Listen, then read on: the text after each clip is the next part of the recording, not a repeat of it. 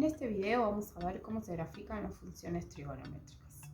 Vamos a empezar con la función seno. Recordemos el gráfico de la función seno original, que tiene esta forma, tiene un máximo y un mínimo en una onda, 3 raíces y es totalmente simétrica. Entonces, aprovechando eso, vamos a graficar un ejemplo. Para graficar una función seno o función coseno, lo que tenemos que hacer primero es identificar cuáles son los parámetros. Los parámetros son aquellos coeficientes que aparecen en la fórmula. El primero lo llamamos A, el que acompaña a la X, que en este caso es un 1, es B. El término que está sumando acá es C y el último es D. Con estos parámetros vamos a calcular cuáles son los elementos de las funciones. La función tiene los siguientes elementos: amplitud, periodo, ángulo de fase, frecuencia y desplazamiento vertical. Amplitud es el alto que tiene la onda. Periodo es la duración de una onda. Ángulo de fase es el lugar donde inicia la onda. Frecuencia es la cantidad de veces que entra una onda en 2π. Y la D o el término independiente es el desplazamiento vertical, que en este caso está en 0. Entonces vamos al ejemplo. La amplitud es 2. El periodo es 2π sobre 1, o sea que nos queda 2π. El ángulo de fase es menos c sobre b, o sea que sería menos π sobre 4. La frecuencia es 1 y el desplazamiento vertical es menos. Con estos elementos vamos a graficar la función. El primer paso para graficar es ubicar a la letra D, o sea, al eje medio horizontal. En este caso está en menos 1, quiere decir que está apoyada en menos 1. Desde acá vamos a contar la amplitud. La amplitud es 2, quiere decir que desde menos 1 tengo que subir 2 y bajar 2. O sea, de menos 1 subo 2, llego a 1. Si de menos 1 bajo 2, llego a menos 3. Ya tenemos lo que va a ser la altura máxima y la altura mínima. El siguiente paso es ubicar el ángulo de fase. El ángulo de fase nos dio menos π sobre 4, o sea que nuestra escala va a estar en cuartos de π.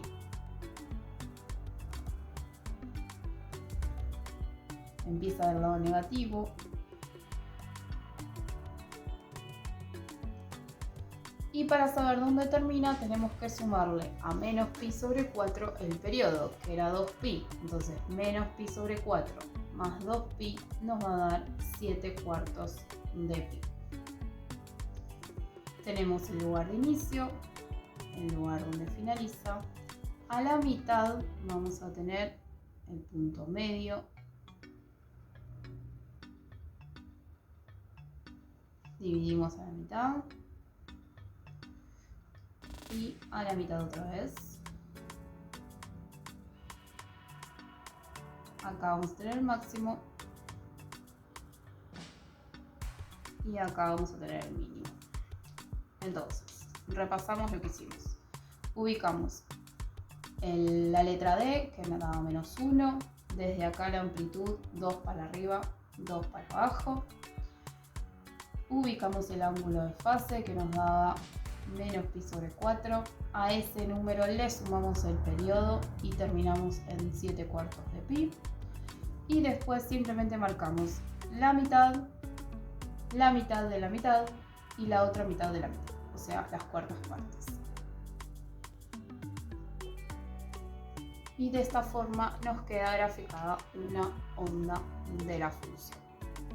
Tenemos un máximo, un mínimo y dos raíces, este es el eje X, dos raíces que ahora vamos a averiguar analíticamente. Cuando queremos encontrar las raíces de cualquier función, lo que hacemos es igualar a 0 dicha función y despejar la X.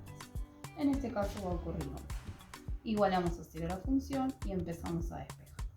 Tenemos dos términos, así que el primero que pasa es el menos 1 que pasa sumando. Y posterior pasamos el 2 que está multiplicando, pasa dividiendo. De esta manera logramos que el seno nos quede despejado. Este valor lo vamos a ir a buscar a nuestra tabla de senos y de cosenos para trabajar de forma exacta.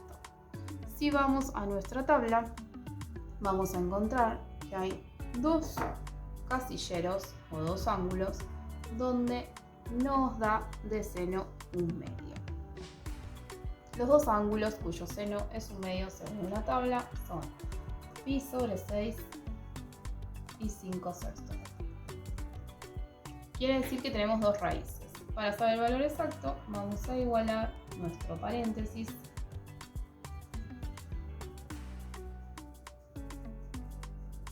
a esos dos ángulos y despejar la x.